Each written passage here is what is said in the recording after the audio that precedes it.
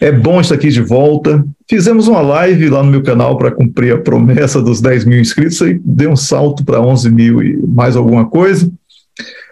Como o Rubem antecipou aí, é uma live mesmo de despedida, né, porque a agenda é conflitante e outros aspectos também impedem que eu esteja participando de diferentes programações, vamos chamar assim. Mas nos bastidores eu estarei sempre conversando com o Rubem, né? Eu preciso ter mais fé, porque eu ainda vou ter que cumprir esse cargo durante algum tempo, mas brincadeiras à parte, como vocês sabem, eu brinco muito com o Rubem. Eu venho aqui porque tudo isso que o Brasil está vivendo, e eu já vim abandonando os temas da política nacional brasileira, porque eu considero o Brasil um país invadido, um país ocupado em todo o espectro da política.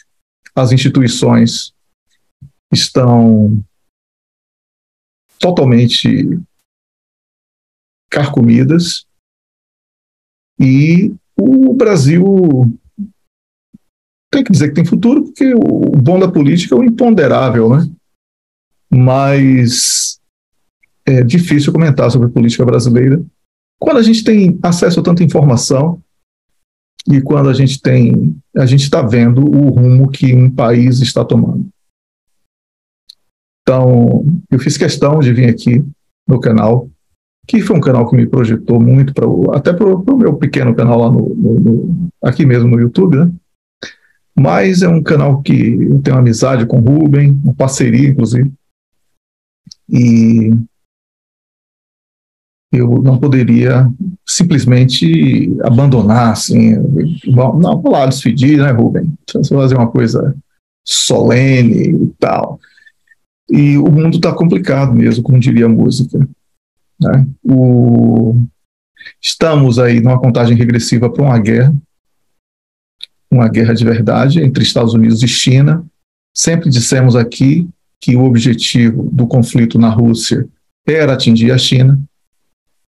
Sempre falamos aqui, fizemos rasgados elogios sobre a inteligência da China e dos Estados Unidos. Quando eu falo inteligência, eu falo serviços de inteligência, né? Da China e da Rússia. Sempre elogiei, porque realmente são serviços muito bons. Mas quando as ações políticas elas começam a contar com a surpresa positiva do inimigo, você já perdeu. E é isso que está acontecendo com China e Rússia. Eles acreditaram que seriam capazes de conquistar através de diálogo, através de bons exemplos, através da preservação até mesmo do inimigo. Eles seriam capazes de conquistar a confiança e construir um ambiente em que todos pudessem conviver nesse mundo que Sergei Lavrov, em especial, mas também os chineses, costumam chamar de multipolar. Ora, estamos muito mais para uma nova Guerra Fria do que para a multipolaridade, lamentavelmente. E aqui eu faço minha culpa mesmo, porque eu cheguei a acreditar na multipolaridade. Mas a covardia e o egoísmo, tanto da Rússia como da China, não permitem que nós tenhamos essa pretensão. O que vai acontecer no planeta é o aprofundamento de fome e miséria através das guerras entre grandes potências. Se o recurso às armas nucleares for utilizado, esse recurso pode significar o fim de uma era, o fim de grande parte do planeta em sacrifício de milhões de vidas. E eu defendo a vida, eu não defendo a guerra. Mas para que exista paz, você tem que saber medir o tamanho do problema.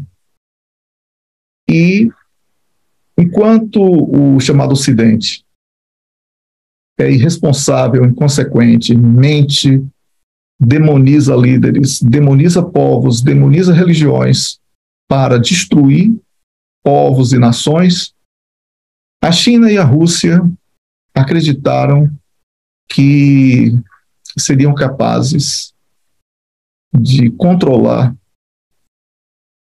toda uma situação através da produção chinesa e através do poderio russo. Foi um engano muito grande, e isso não quer dizer que os norte-americanos e os europeus irão vencer. Não, não vai haver vencedor. É esse o grande problema. Não vai haver vencedor, porque a falência econômico-financeira já está posta no Ocidente. O dólar não vai voltar mais a ser a supermoeda que foi até bem pouco tempo atrás. A qualidade de vida de grande parte do povo nos Estados Unidos da América é de pobreza. Não pode dizer que aquilo é primeiro mundo. Aqui na Europa, os bolsões de miséria, especialmente no sul da Europa, eles começam, e também no leste da Europa, eles começam a ocupar áreas cada vez maiores nos grandes centros urbanos, e isso é a decadência do capitalismo.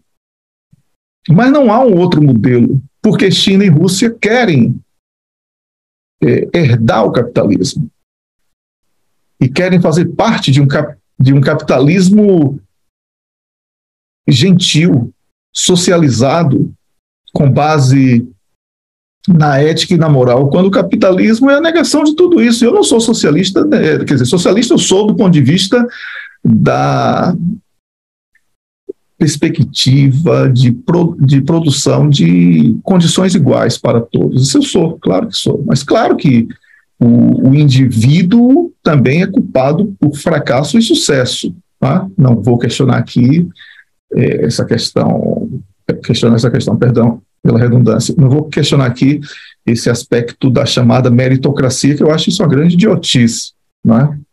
Meritocracia é usada muitas vezes para enganar aquele que fracassou e acreditou que poderia ter igualdade de condições. Mas isso é uma outra discussão. O que eu quero dizer aqui é que a China acreditou que conseguiria, através da produção, controlar boa parte do capitalismo. A Rússia acreditou que, através do domínio bélico, poderia ser inatingível. Então,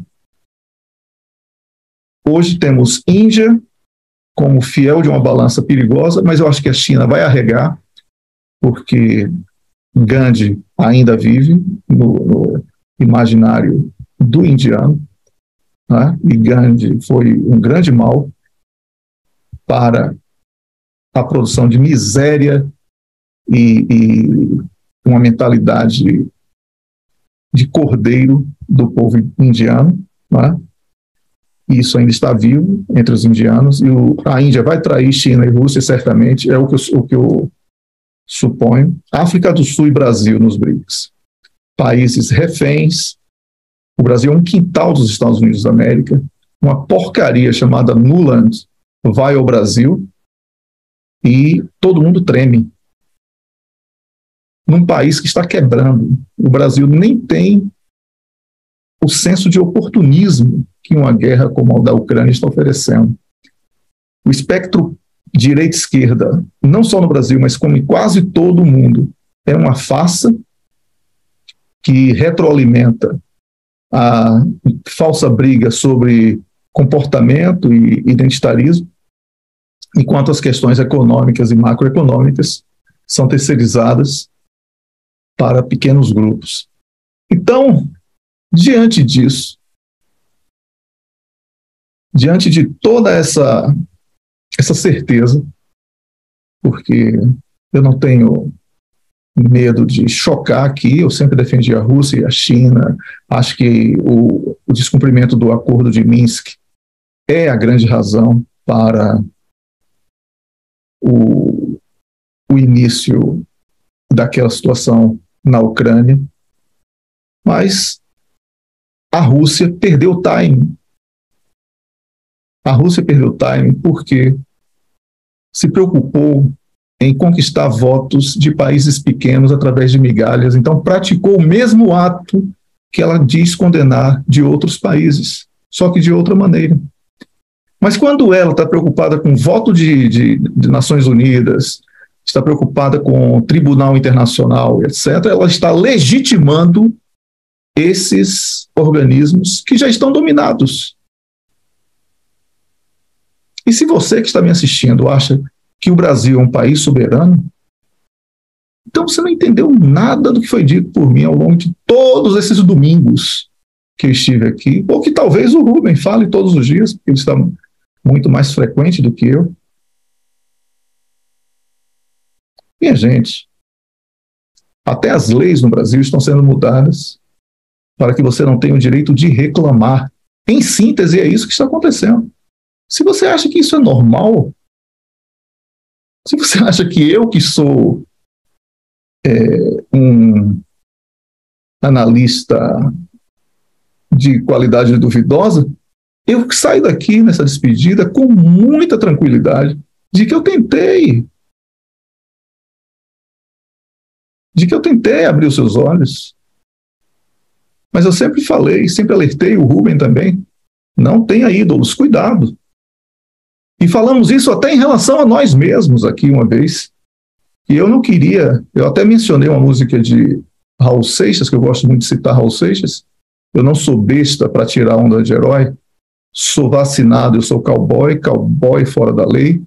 Durango Kid só existe no gibi, e quem quiser que fique aqui, entra na história com vocês. Eu não vou entrar nessa, porque eu não sou herói de ninguém. Eu não quero que a minha análise sirva de conforto para a apatia de ninguém. A realidade é dura, o mundo está aí. Você não imagina que o Kissinger, com 100 anos de idade, tenha feito uma viagem de 14 horas para tomar chá com o Xi Jinping, né? Se você acha isso. Wellington, então, uma viagem de 14 horas para um homem de 100 anos pode ser fatal. Exatamente. Exatamente. Então, Rubem, melhor ainda, você reforçou. A guerra está posta, vai ter guerra nos Estados Unidos e China. Isso aí é quase que sacramentado. A questão é o início. Alguns dizem que vai ser dentro de 2 anos, outros dizem que vai ser no próximo ano. E eu digo que já começou. Essa guerra já começou. A Rússia perdeu o timing. A Rússia chegou um momento que deveria ter concluído a guerra na Ucrânia para impor respeito. Preferiu brincar de Deus. Esse foi o problema. Agora está cercada por todos os lados. Ah, mas tem a bomba, isso, tem a arma, aquilo, tem. Mas também sofre, porque está tudo mais perto dela, ela não vai conseguir destruir tudo de vez. E é esse o cenário.